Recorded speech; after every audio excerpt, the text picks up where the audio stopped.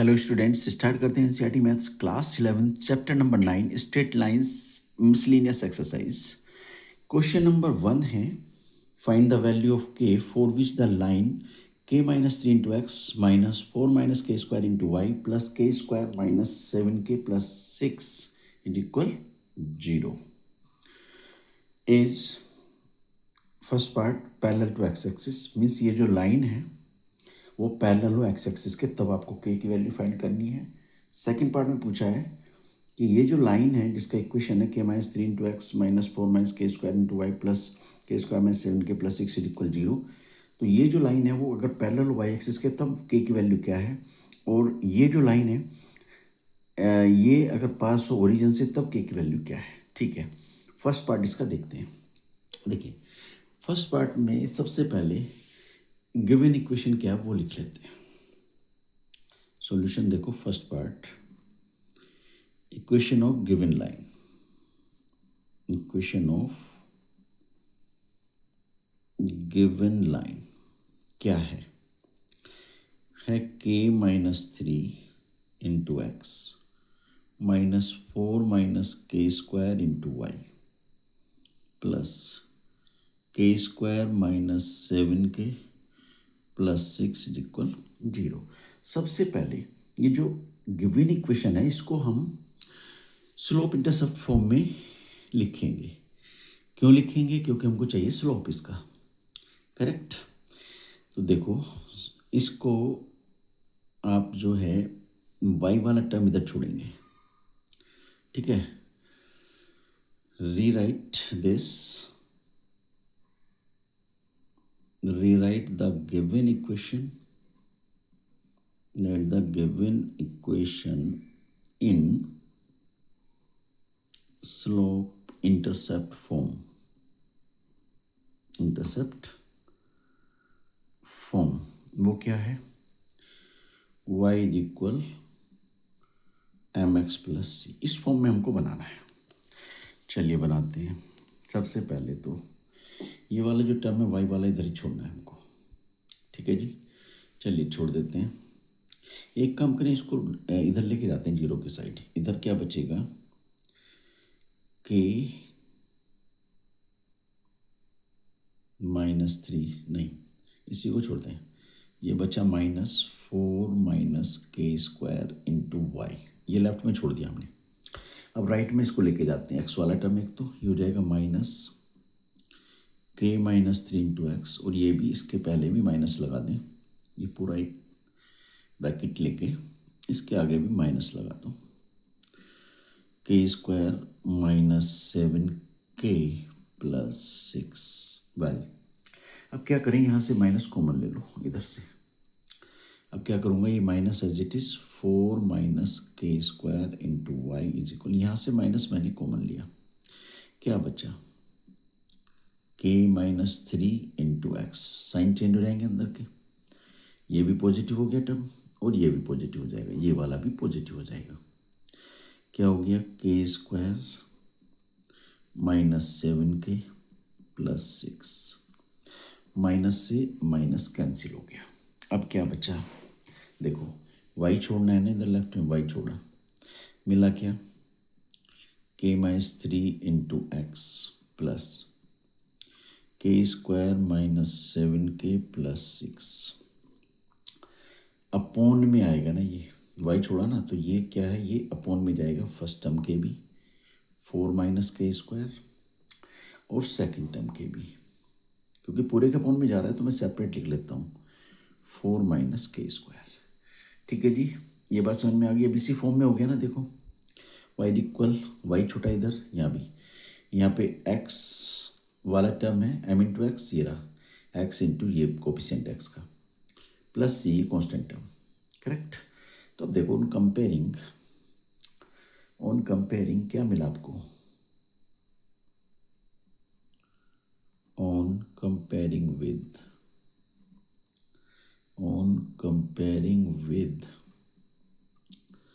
y equal m x plus सी।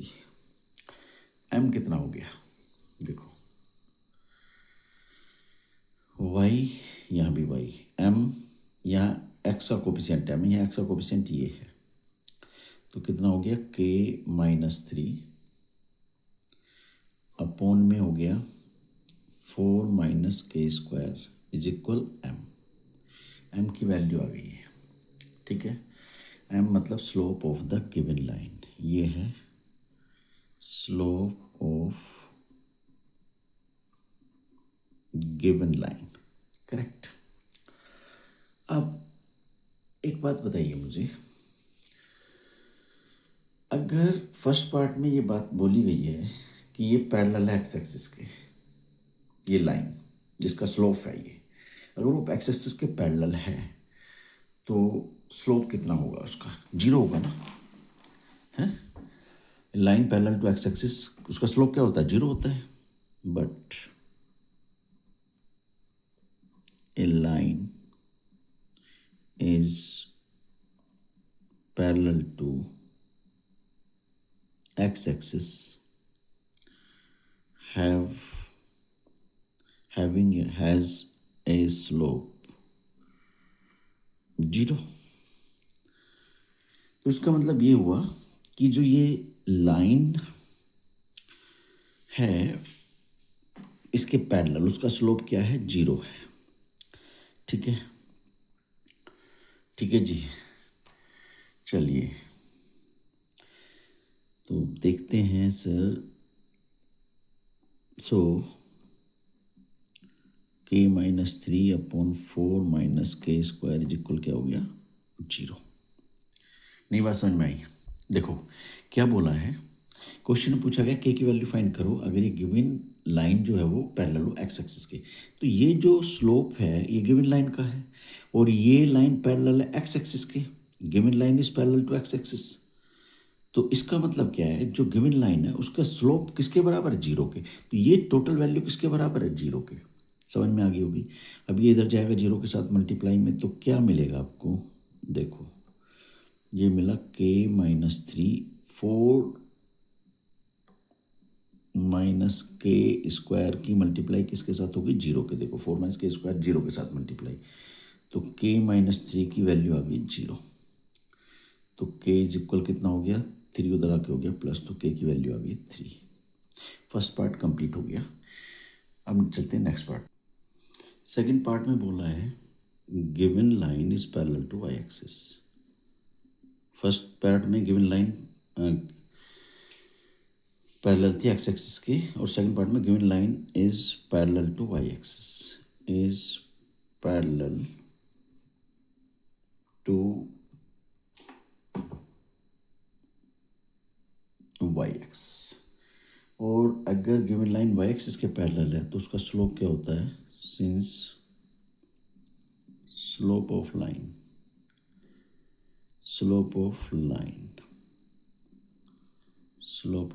देखो अगर वो वाई एक्सिस के पैरेलल, बात समझो जरा। देखिए ये एक्स एक्सिस, ये वाई एक्सिस, ये ओरिजिन। अब कोई लाइन अगर वाई एक्सिस के पैरेलल है इसका मतलब वो एक्स एक्सिस पे परपेंडिकुलर है। बात समझ में आ रही है। और जो हम स्लोप लेते हैं वो उसके लिए इंक्लिनेशन हम कैसे लेते हैं, एक्स एक्सिस के साथ ही देखते हैं, एंटी क्लॉकवाइज। ठीक है, anti clockwise with positive direction of x axis. ऐसे अगर कोई लाइन वाई एक्सिस के पैरेलल है, जैसे ये लाइन पैरेलल है वाई एक्सिस के, तो इसका जो इंक्लिनेशन है 90 डिग्री है, यानी कि थीटा 90 है। तो एम हो गया इसका नॉट डिफाइंड। नॉट डिफाइंड का मतलब है एनी नंबर, नॉट डिफाइंड का मतलब है any number upon 0। Not defined का मतलब होता है एनी नंबर अपॉन 0। ठीक, तो अब देखो, since slope of line will be not defined या undefined, undefined that means any number upon 0। ठीक है जी। तो m हो गया यहाँ पे, m slope of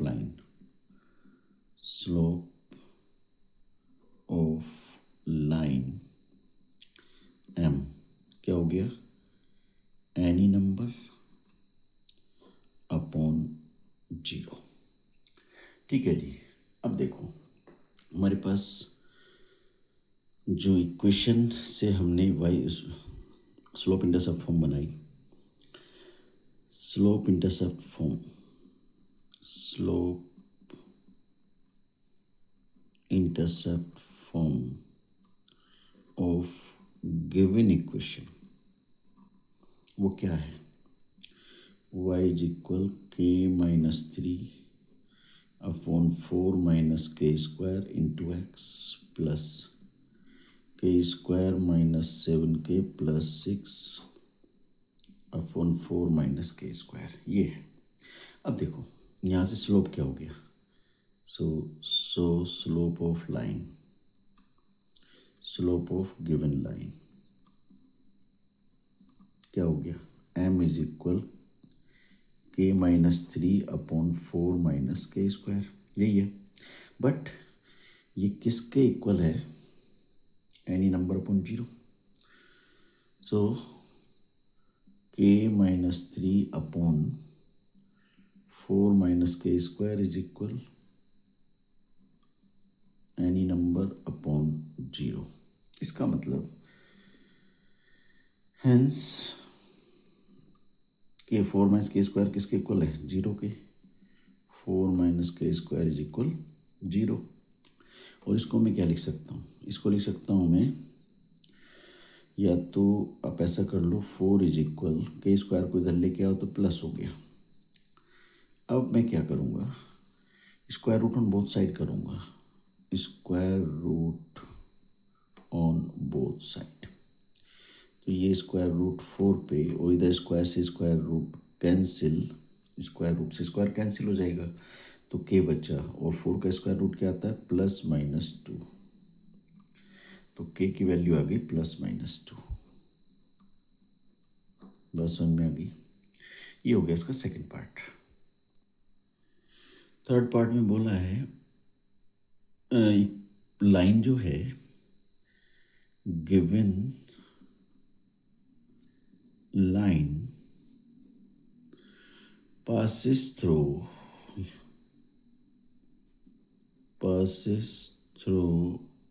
origin। Origin मतलब 0 0, ठीक है। Given line passes through origin, इसका मतलब जो ये पॉइंट है उसको सेटिस्फाई भी करेगा, ठीक है ना, यानी कि x और y। तो put x is equal 0 and y is equal 0 in given equation.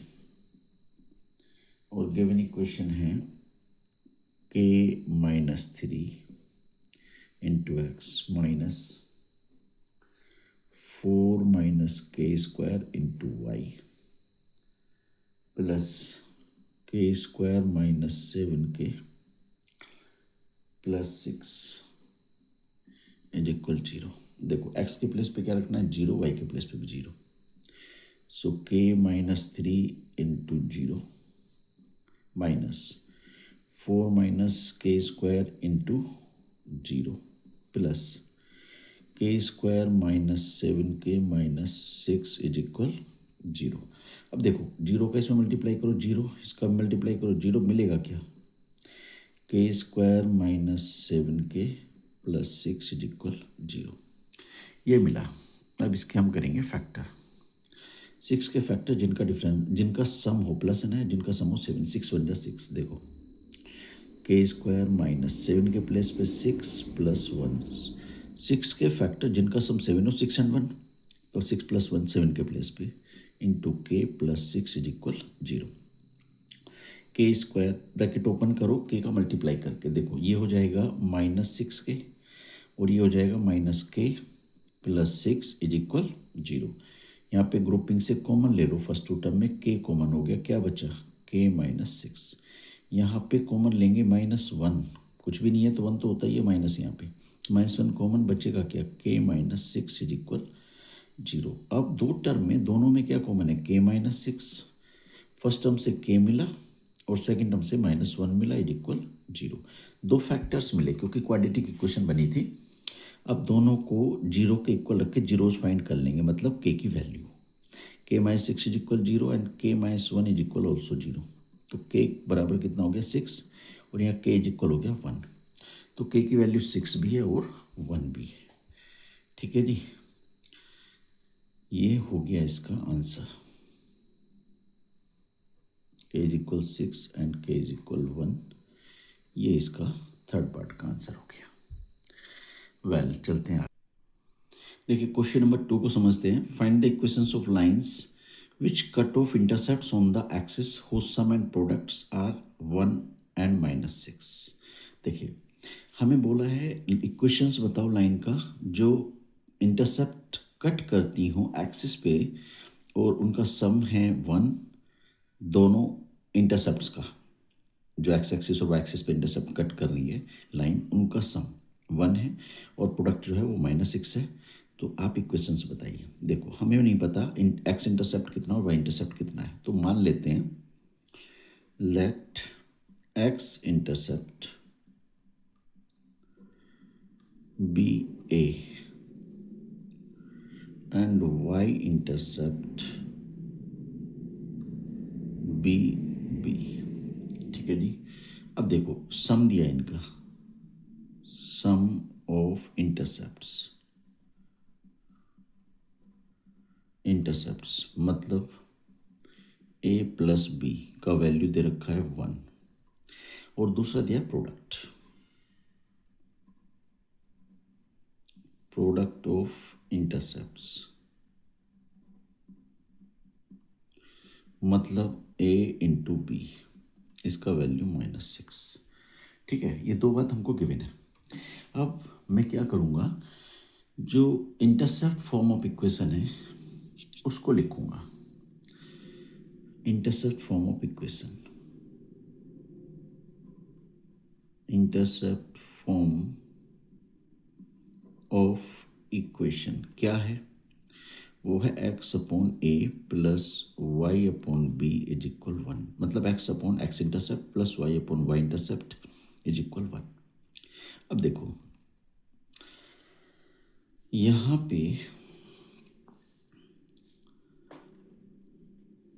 ये पता ही है हमको a और b का सेपरेट वैल्यू नहीं मालूम। ठीक है, तो अब मैं क्या करूँगा, ये जो दो इक्वेशन मुझे मिली इसको मैं सपोज कर लेता हूँ इक्वेशन 1, इसको इक्वेशन 2 और इसको इक्वेशन नंबर 3। करेक्ट भाई, यहाँ पे हमारा ए बी दोनों अननोन है, एक्स वाई भी अननोन है, तो इसे सोल्व नहीं कर सकते डायरेक्ट। फिर क्या करें, जो फर्स्ट और सेकंड इक्वेशन है इन्हें सोल्व करेंगे, ए बी का वैल्यू निकाल के यहाँ पुट करेंगे, तब हमको इक्वेशन मिलेगा लाइन का। ठीक है, चलिए करते हैं। From equation 1 and 2, from equation 1 and 2, पहले बात समझिए हम ऐसा कर क्यों रहे हैं।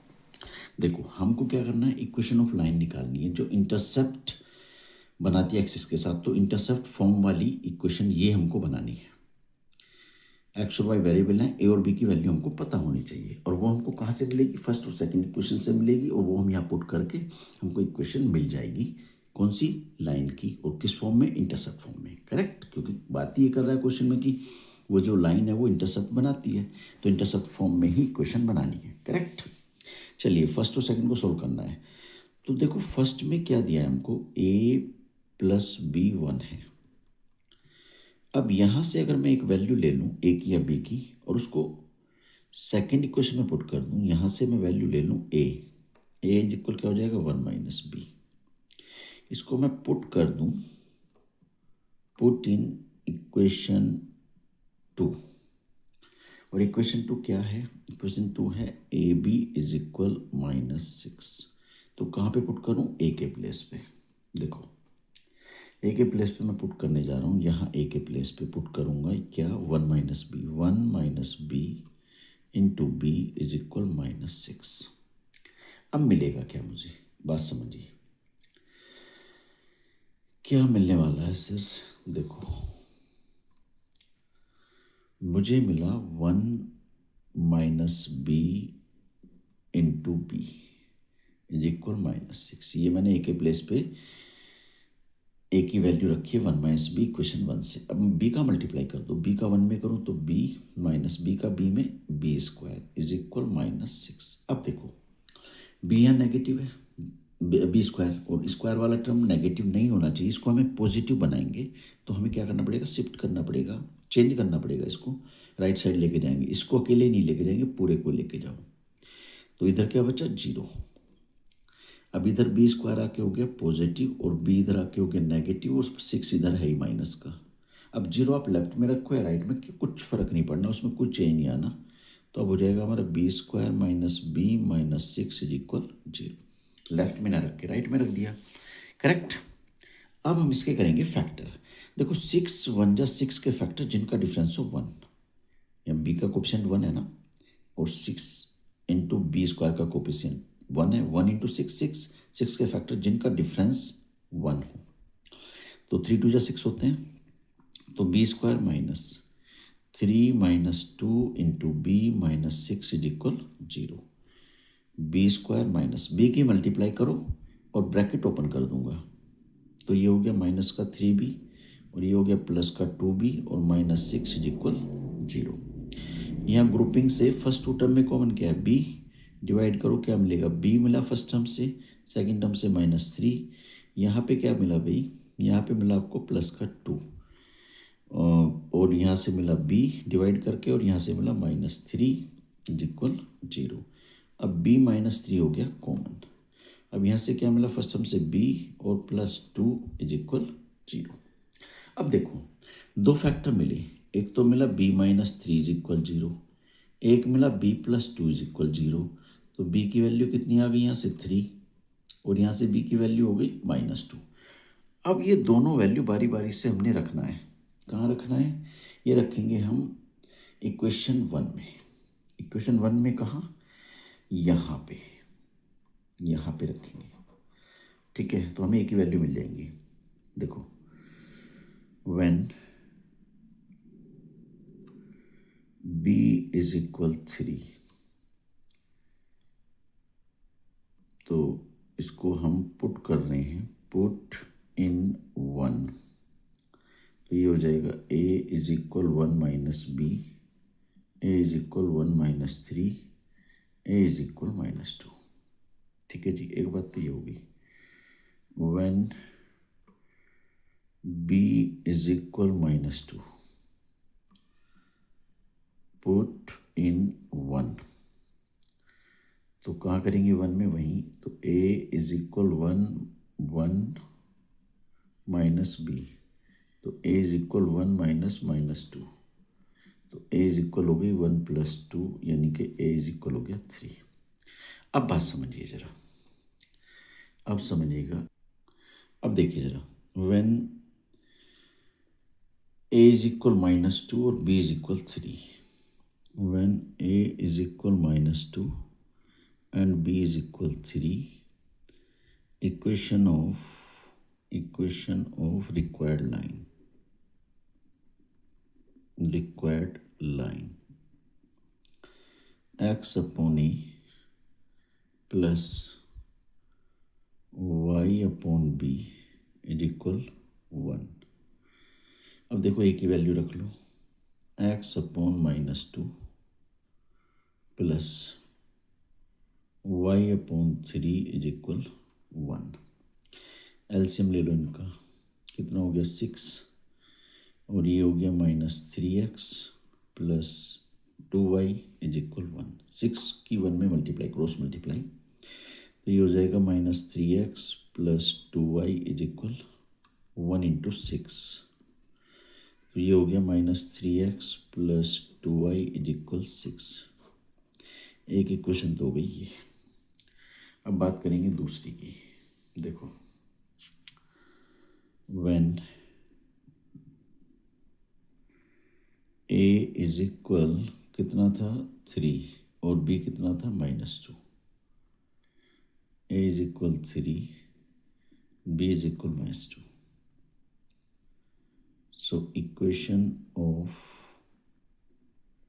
Required line x upon a plus y upon b is equal 1।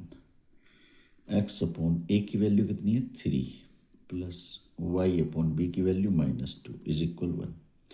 2 और 3 का एलसीएम हो गया 6, 3 2 जा 6, 2x माइनस 2 से 6 को डिवाइड करो 3, 3 into Y 3y is equal 1। तो 2x minus 3y is equal 6 की मल्टीप्लाई 1 में 1 into 6, 2x minus 3y is equal कितना हो गया 6। ये हो गई सेकेंड इक्वेशन। दोनों पॉसिबल हैं, -2x प्लस 2y इक्वल 6 या 2x माइनस 3y इक्वल 6, दोनों इक्वेशंस पॉसिबल हैं। ये हो गया आपका question number 2 complete. Question number 4 में पूछा है what are the points on y axis whose distance from the line x/3 plus y/4 is equal 1 is 4 unit. देखिए, एक तो हमें लाइन का इक्वेशन गिवन है और इस लाइन का एक पॉइंट है वाई एक्सिस, उससे डिस्टेंस निकालना, डिस्टेंस हमको बोला गया है 4 यूनिट है, तो उस पॉइंट के कोऑर्डिनेट क्या है जो वाई एक्सिस पे है, हमें नहीं मालूम। तो let point on y axis, point on y axis b, उसे मैं पी सपोज कर लेता हूँ। और कोई भी पॉइंट अगर वाई एक्सिस पे लाई कर रहा है, इसका मतलब है उसमें एक्स की वैल्यू हमेशा 0 होगी। और अगर पॉइंट एक्स एक्सिस पे लाई कर रहा है तो इसका मतलब है वाई की वैल्यू 0 होगी, क्योंकि हम एक्स एक्सिस पे तो जा रहे हैं ना, एक्स के ना ऊपर जा रहे हैं ना नीचे, यानी कि वाई पे नहीं चल रहे। और अगर हम वाई एक्सिस पे जा रहे हैं तो ना हम वाई के लेफ्ट में जा रहे हैं ना राइट में, इसका मतलब हम एक्स एक्सिस पे नहीं चल रहे हैं। करेक्ट, ओरिजिन से शुरू हो गए बस। करेक्ट, तो हम यहाँ पे हो गया, अगर पॉइंट वाई एक्सिस पे है तो पॉसिबल कोऑर्डिनेट्स क्या हो गए, पॉसिबल कोऑर्डिनेट्स हो गए सर आपके 0,y। ठीक, ये ध्यान रखिएगा, अगर पॉइंट वाई एक्सिस पे तो उसके पॉसिबल कोऑर्डिनेट्स हमेशा यही होंगे, और अगर एक्स एक्सिस पे है तो x,0 होंगे, क्योंकि उस पर वाई की वैल्यू 0 होगी। बस इतना ही ध्यान रखना है, जिस एक्सिस पे वो है उसकी वैल्यू कुछ होगी, मतलब उसको वही लोगे, और दूसरे की वैल्यू 0 होगी। कोऑर्डिनेट की जो दूसरा है, किसी पॉइंट का जो दूसरा कोऑर्डिनेट है वो 0 होगा हमेशा। अगर एक्स एक्सिस पे है पॉइंट तो वाई कोऑर्डिनेट 0 होगा, और वाई एक्सिस पे तो एक्स कोऑर्डिनेट 0 होगा, याद रखना है बस। अब देखो, ये तो हमने मान लिया। अब इक्वेशन ऑफ गिवन लाइन क्या है, इक्वेशन ऑफ गिवन लाइन वो क्या है, ये हमको दे रखा है इंटरसेप्ट फॉर्म में x/3 plus y/4 is equal 1। तो पहले मैं क्या करूँगा, इसका फ्रैक्शन ख़त्म करूँगा। 3 और 4 का एलसीएम ले लिया 12, ये हो गया 4x प्लस यहाँ मिला हमको 3y इज इक्वल 1। अब क्रॉस मल्टीप्लाई करके हमको क्या मिल जाएगा, 4x plus 3y is equal 12 बन जा 12। और क्या कर सकते हैं, और करके 4x plus 3y minus 12 is equal 0। क्यों किया ऐसा, क्योंकि इसकी कंपैरिजन मैं किससे करूँगा, on comparing with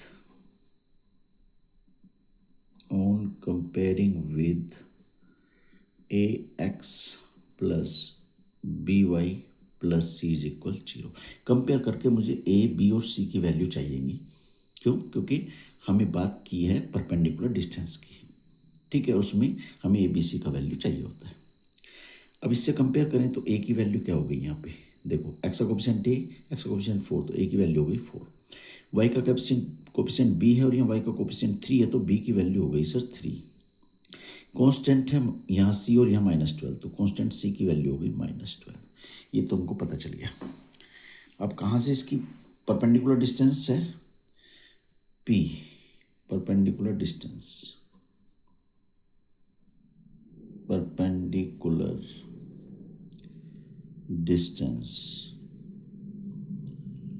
from point P, यानी कि 0 वाई, और वाई को क्या ले लूँ y1।